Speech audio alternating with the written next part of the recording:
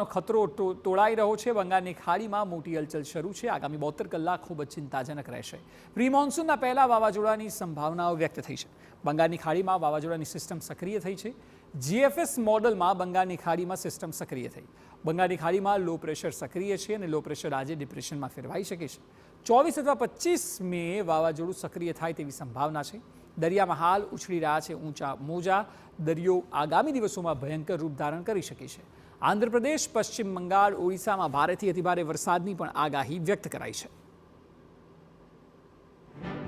કાળઝાળ ગરમી વચ્ચે ભારતીય હવામાને એક ટાઢક આપતી આગાહી કરી છે કે આ વખતે દેશમાં ચોમાસું છે એ સમયસર આવી જશે, પરંતુ ચોમાસું આવે એ પહેલા જ વાવાઝોડાનો ખતરો છે તોળાઈ રહ્યો છે। હવે વાવાઝોડું કયું છે, અત્યારે ક્યાં છે, શું સ્થિતિ છે ને આગામી દિવસોમાં ખાસ તો ગુજરાતમાં તેની શું કોઈ અસર થવાની છે, એ તમામ વિગતો છે એ મેપ દ્વારા આપને સમજાવી છે।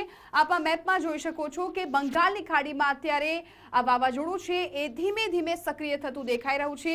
22 તારીખના આ જે વિઝ્યુઅલ્સ છે આપણે બતાવી રહ્યા છે ને ત્યારબાદ ધીમે ધીમે આપણે આગળ જઈએ। 23 તારીખે આ વાવાઝોડું છે એ ડિપ્રેશનમાં ફેરવાઈ જશે। 23 તારીખે મોડી રાત્રે અને ત્યારબાદ ધીમે ધીમે એ આગળ આવતું પણ દેખાઈ રહ્યું છે। 24 તારીખની જો આપણે વાત કરીએ શુક્રવારની, તો 24 તારીખની અંદર આ વાવાઝોડું ડીપ ડિપ્રેશનમાં ફેરવાઈ શકે છે અને આ કલર પણ બદલાતો અહીંયા દ્રશ્યોમાં તમે જોઈ શકો છો। ડાર્ક પિંક કલર દેખાઈ રહ્યું છે, એટલે કે વાવાઝોડું છે એ ઉગ્ર સ્વરૂપ ધારણ કરી રહ્યું છે, ડીપ ડિપ્રેશનમાં ફેરવાઈ રહ્યું છે। ત્યારબાદ 25 તારીખના રોજ આ વાવાઝોડું છે એ આખું રાજ્ય તરફ આગળ વધી રહેશે। હવે વાવાઝોડાની અસર ક્યાં થવાની છે? આ કોસ્ટલ એરિયા છે તમામ, ત્યાં વાવાઝોડાની અસર થશે। વિશાખાપટ્ટનમ છે, બ્રહ્મપુરા છે, ભુવનેશ્વર છે, બલેશ્વર છે, આ તમામ વિસ્તારોમાં, એટલે કે આંધ્રપ્રદેશ, પશ્ચિમ બંગાળના એ વિસ્તારો છે કે જ્યાં આ વાવાઝોડાની ખાસ અસર જોવા મળવાની છે।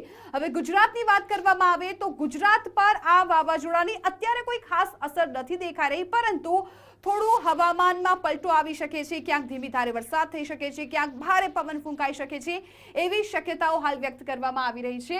26 તારીખના દ્રશ્યો જોઈએ તો એકદમ ડાર્ક કલર થઈ ગયો છે, એટલે કે ભારે આંધી તુફાન જેવું છે માહોલ છે સર્જાઈ શકે છે અને અહીંયા ભુવનેશ્વરની આસપાસ આ વાવાઝોડું છે એ ટકરાય તેવા એંધાણ અત્યારે દેખાઈ રહ્યા છે। એટલે આ જે વાવાઝોડું છે કંઈક આ પ્રકારે ધીમે ધીમે ભારતના અન્ય જે રાજ્યો છે ત્યાં આગળ વધશે। કોસ્ટલ એરિયામાં ખાસ તો એ અસર છે એ વર્તાવાનું છે, એટલે ચોમાસું આવે એ પહેલા વાવાઝોડાનું જે સંકટ છે એ દેશ પર ટોળાઈ રહ્યું છે અને ખાસ ગુજરાતમાં પણ એની થોડી ઘણી અસર છે એ જોવા મળશે। કેમેરામેન કનુ ભરવાડ સાથે હું જિજ્ઞાસા, TV9 અમદાવાદ।